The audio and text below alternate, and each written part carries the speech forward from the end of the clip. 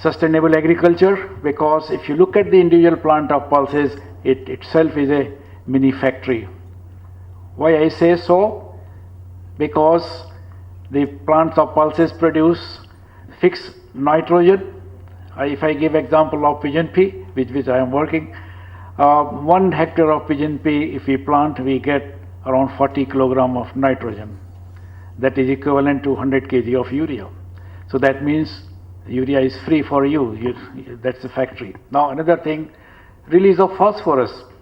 These are the other things which only pulses can provide. The soil-borne phosphorus is released through the acids produced by roots of pulses, particularly pigeon pea.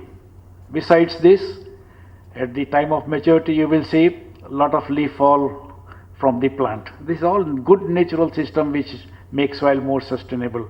With the fall of leaf, what we get? It is helping in recycling nutrients.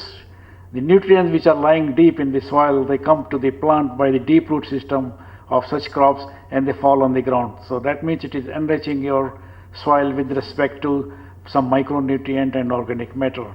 So that way I say that's why this group of crops is so important for sustainable agriculture. And this really poor man's crop does not require much fertilizer, does not require much inputs compared to cereals. Cereals of course are very important for us, but at the same time protein is also very, very important, and pulses are the major source of protein for us. I think we all know that. Everybody knows that the productivity of cereals have gone up quite a lot compared to pulses, and of course some increases are there which you will notice in the total production of the crop. This is because of the development of new varieties, exploring new areas for cultivation, with which I will deal little bit on that. But the major problem which we are really struggling for centuries is the productivity. Yield is pulses is quite low, and we are doing very hard work in that. There are many pulses which are grown in the country now, but I will talk of only 2. Number 1, chickpea, which occupies around 46% of its share, and pigeon pea is 16. I am sure some of you may not understand what chickpea and pigeon pea are, because these are the imported words. For chickpea stands for chana and pigeon pea for arad or tuar dal. These are the 2 very important pulses for us, and ICRISAT is working for the crop improvement of these 2 varieties last 40 years, and we have made a lot of achievement towards that. Then agronomy. I think this is the most neglected group of crops, where farmer almost throw the seed in the field and forget about it. Even if we grow these pulses as intercrop, they will care more to cereals than pulses, and they want to harvest, and they do harvest pulses at the end of the season. Whatever they get, they are very happy with that. Now other important constraint which I think it is in every crop, and here also it is not very different, the losses caused by disease and insects.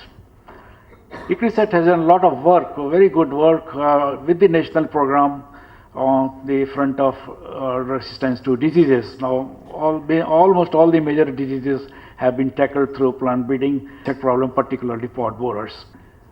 Pulses we eat every day, almost every day, from north to south and east to west, in one form or other, or one pulse or other, and demand is very high. Production constraint is that we are not able to meet the demand, and we are forced to import. Has become a need for the day, and ICRISAT is working towards developing varieties which can be totally mechanized, right from sowing, harvesting, threshing and all that. And now one of the varieties, they are in the final stages of testing with good yield. These varieties are tall, little taller than the normal ones, so it can be harvested very easily with machine. Now you can see in Andhra Pradesh is very good example, where we have really brought out a good chickpea revolution with the help of the university here, Andhra Pradesh Agriculture University, called Bangalore now, and Department Agriculture both. And now we are extending this technology to Karnataka as well. All in this, what is happening again, these varieties which are tolerant to heat are really making wave here. Last 10 years, I can say, as written here, there has been 4 times more area because of this new varieties, and about 2.5 times more yield, which is produced by Andhra Pradesh state, and 9-fold increase in the production. You have to believe it, it is a truth data, and all 80% area under this kind of system is under improved variety. And that is where this chickpea production in Andhra Pradesh has gone really high.